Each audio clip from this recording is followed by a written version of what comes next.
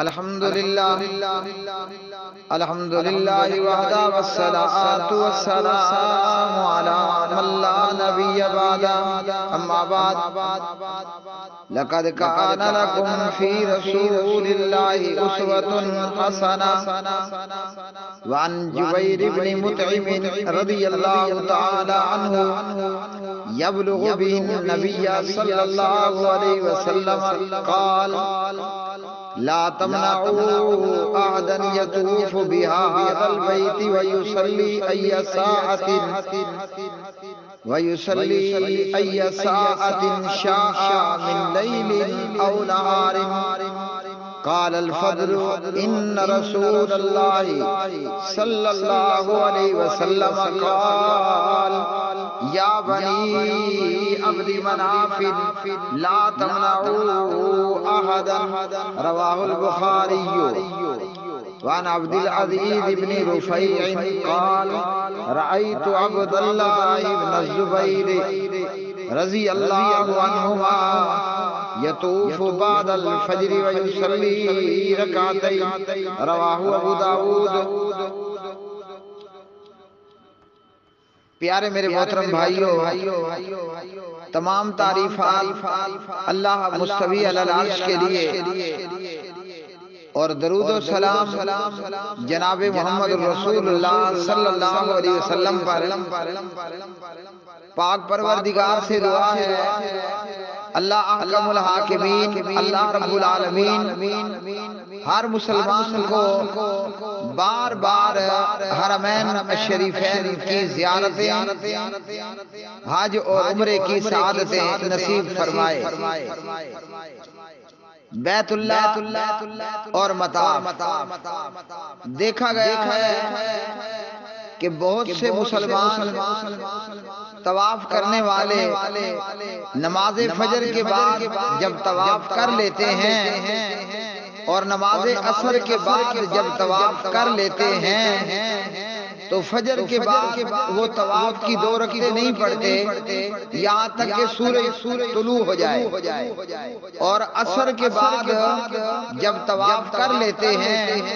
تو طواف کی 2 رکعت نہیں پڑھتے جب تک کہ سورج غروب نہ ہو جائے. اس سلسلے میں ہمیں ہمارے پیارے نبی جناب محمد رسول اللہ صلی اللہ علیہ وسلم نے کیا رہنمائی فرمائی ہے اس کا جاننا ہمارے لیے ضروری ہے.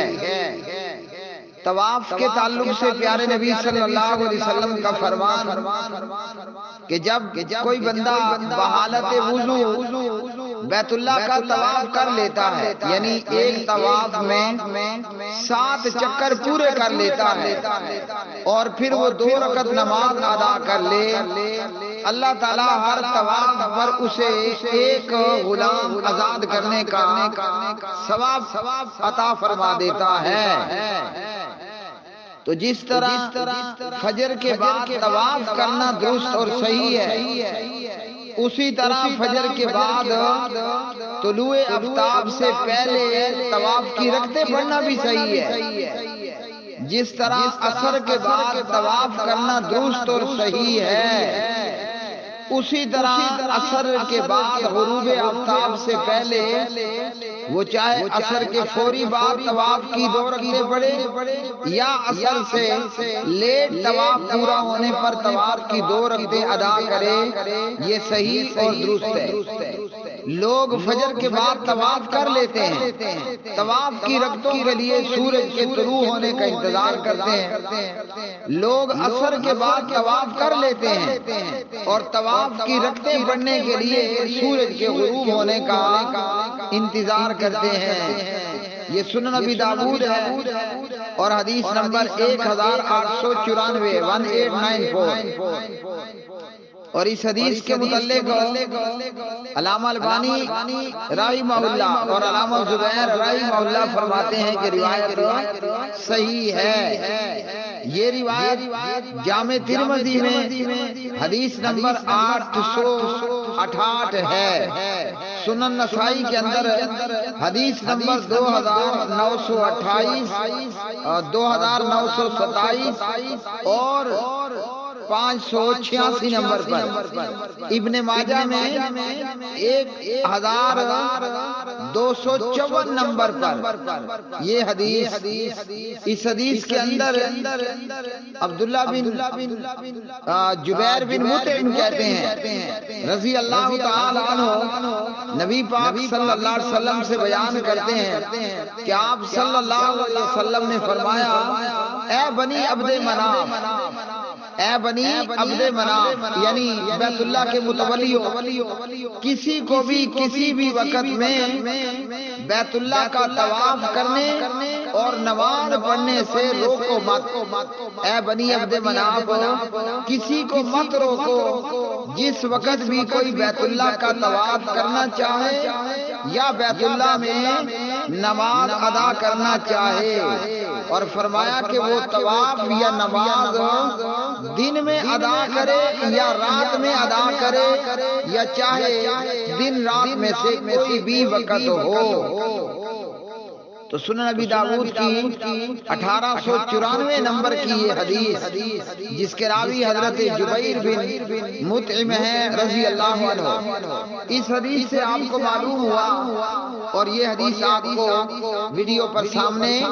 لکھی بھی نظر آ رہی ہے۔ اس حدیث سے آپ کو معلوم ہوا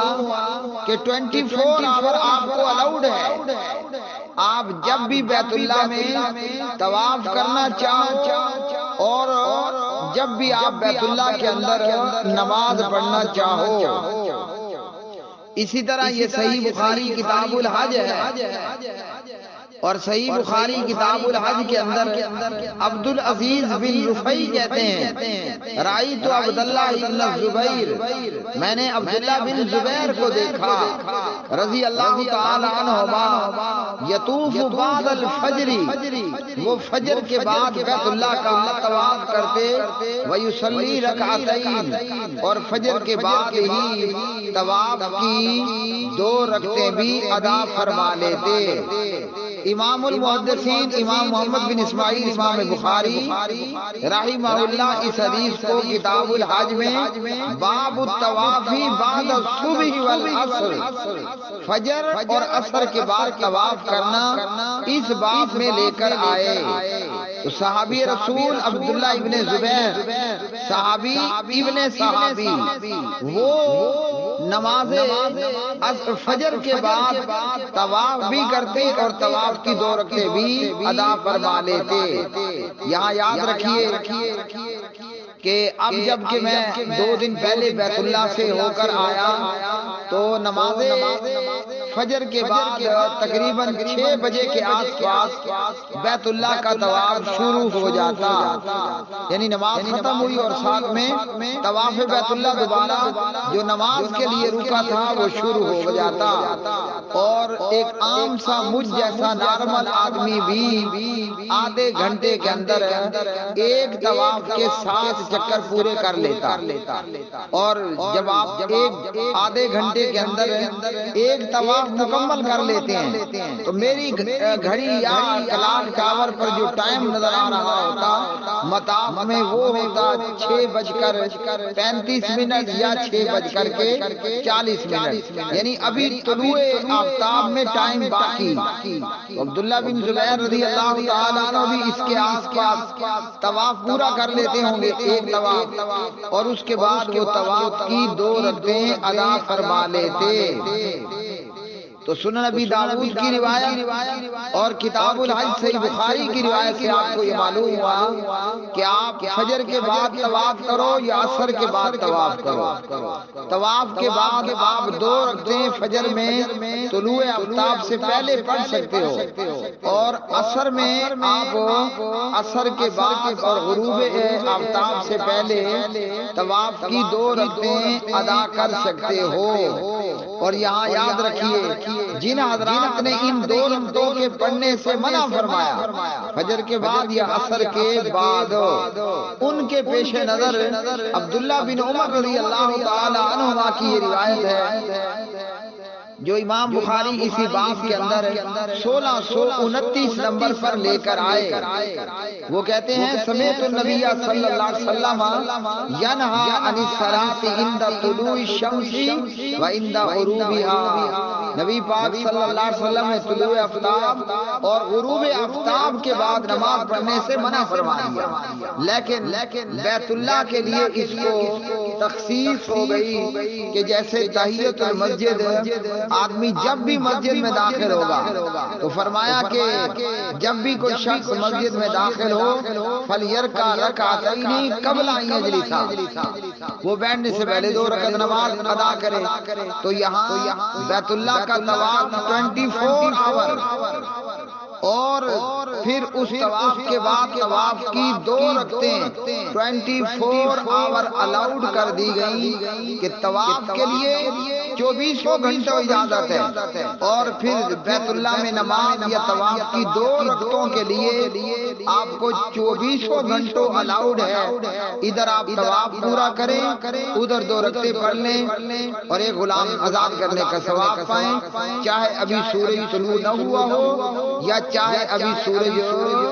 غروب نہ ہوا ہو۔ اللہ تعالیٰ ہمیں جناب محمد الرسول اللہ صلی اللہ علیہ وسلم کی سنت اور سیرت پر عمل کرنے والا اور سنت اور سیرت کو پھیلانے والا بنائے۔ وآخر دعوانا ان الحمدللہ رب العالمین۔